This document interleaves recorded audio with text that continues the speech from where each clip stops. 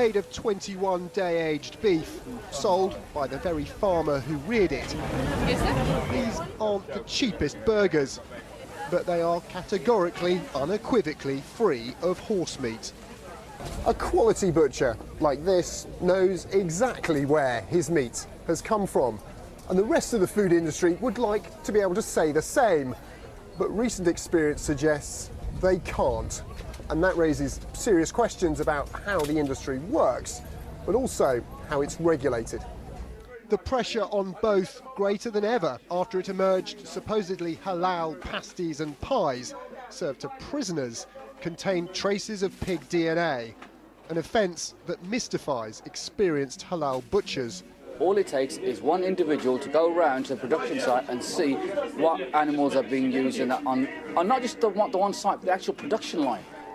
What's more, the problem wasn't identified by the FSA, but in tests by the Ministry of Justice itself, alarmed by news reports about horse meat. It's been a fraught time for the Food Standards Agency. First, there was the discovery by its Irish counterpart of horse meat in value beef burgers in the UK. Several days later, the FSA admitted British horse meat containing a banned veterinary drug was exported to France. On Thursday, it was forced to admit one of the horses had actually been consumed in the UK, though hadn't entered the wider food chain. Then last night, the revelation of halal prison food containing traces of pork. The Food Standards Agency says a testing programme to scrutinise meat labelling commences next week, and that on Monday it's sitting down to get tough with the food industry, which it says carries ultimate responsibility.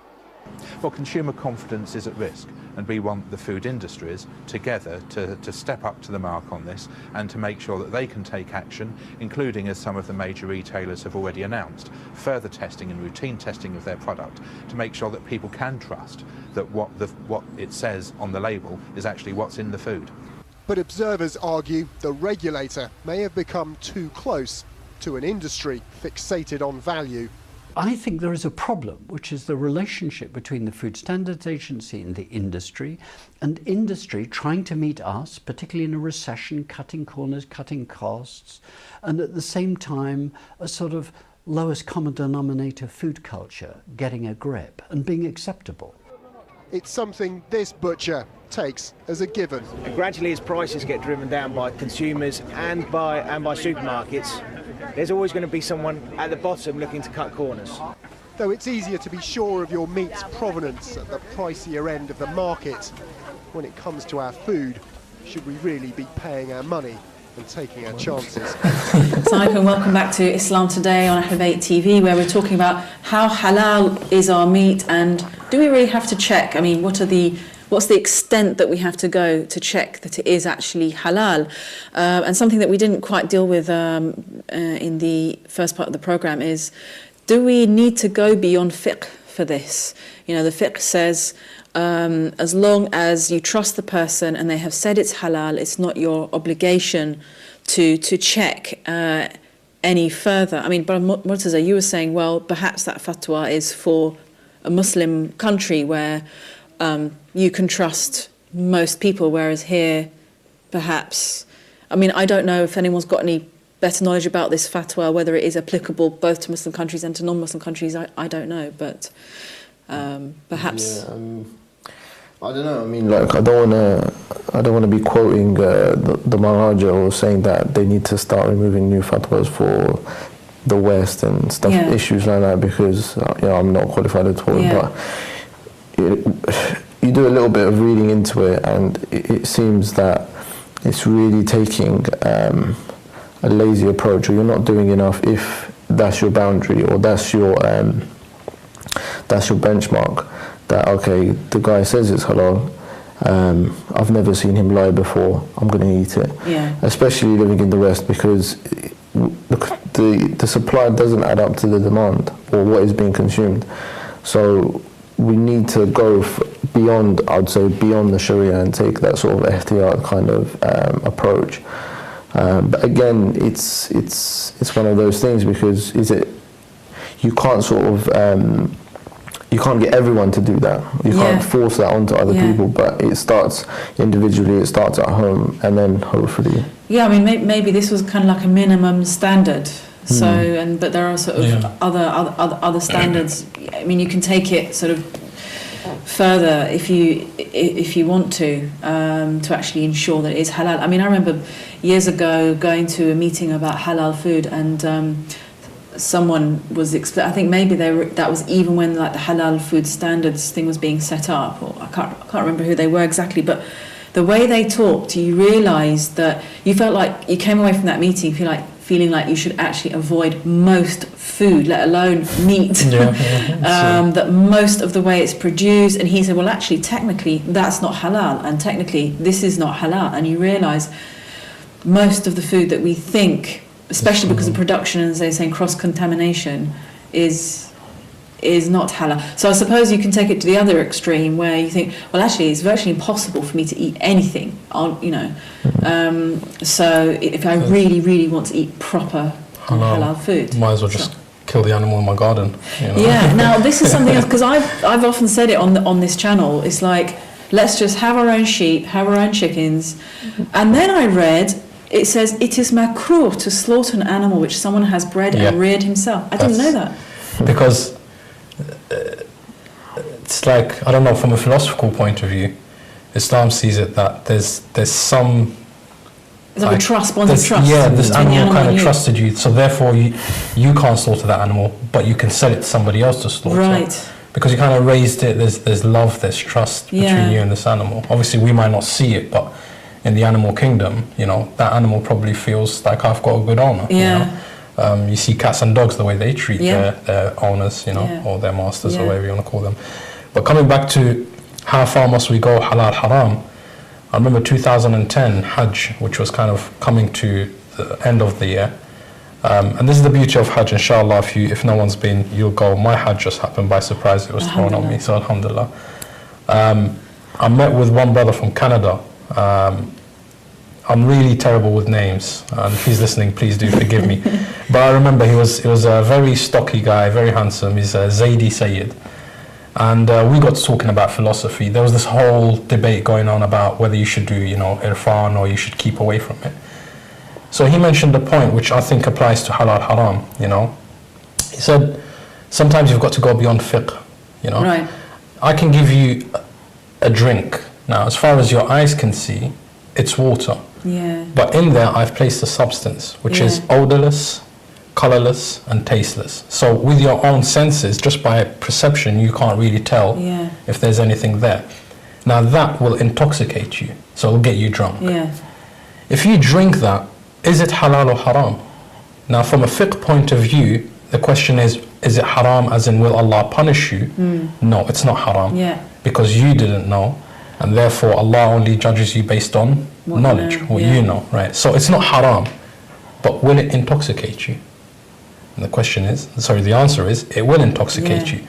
So now, off the back of the unknown haram comes a known haram, which is now that I'm in a state where I'm intoxicated, I begin to do haram things. Or you begin to realise that you're becoming intoxicated. Exactly. So you begin to realise that this is haram. This is haram, so you begin to question it. Now, likewise, I may walk into a shop and ask them, is it halal? And he says, yes, it is.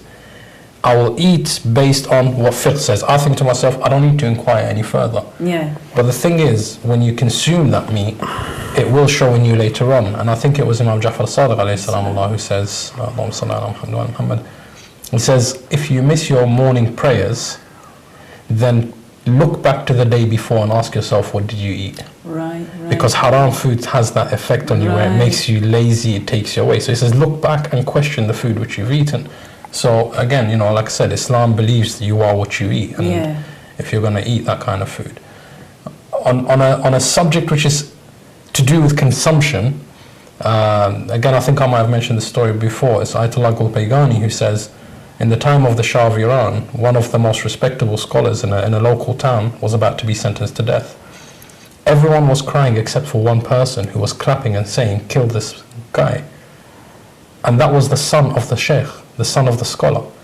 So the people turned around, they said to the scholar, they said, how is it that something so impure can come from someone who's so pure?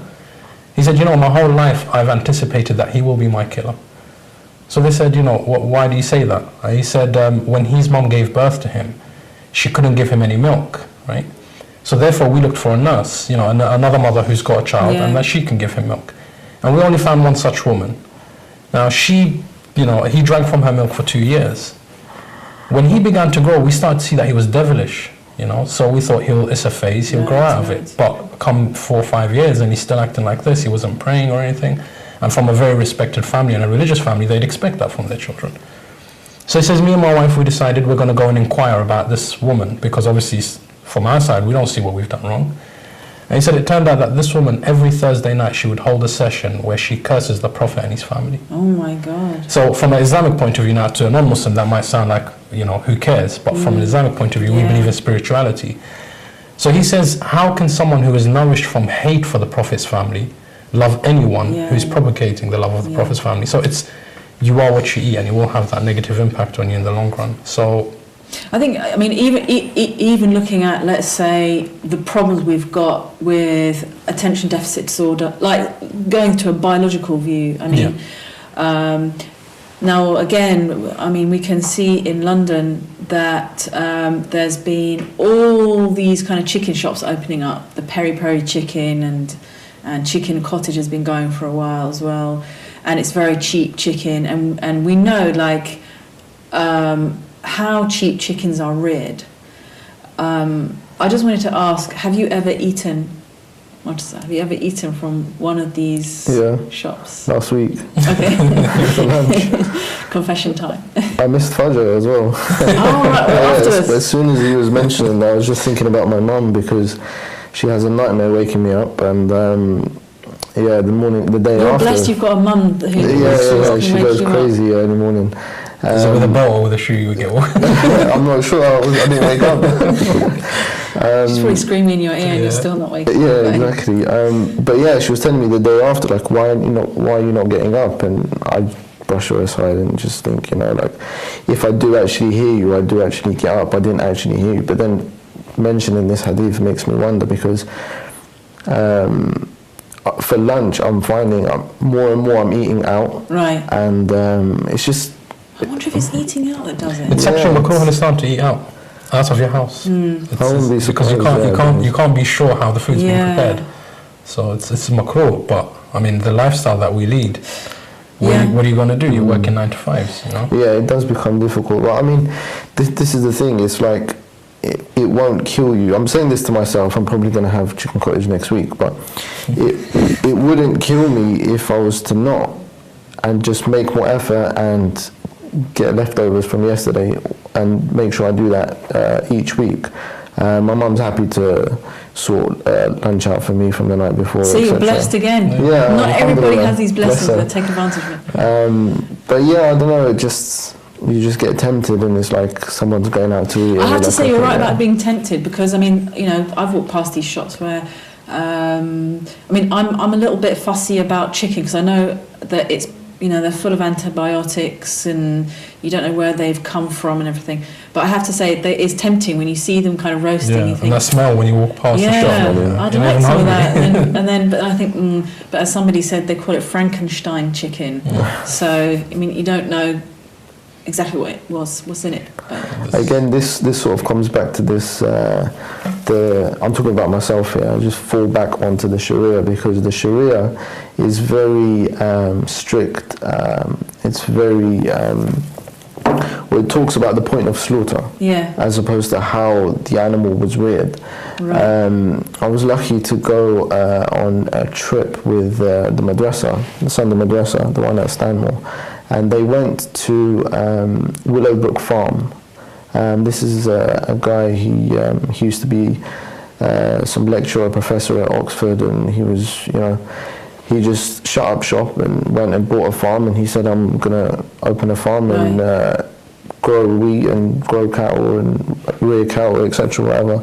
And he said that he doesn't trust the whole system, and he's gonna basically rear his animals in a what's the word? Organic, yeah, thank you. In an organic fashion. And what you found was that the animals were half the size as to the chickens that you get at the chicken shop. They tasted nicer, but you could tell that it was a completely different species even. I mean, fine, they're chickens, but this was like chalk and cheese really, because it tasted completely different and it looked completely different.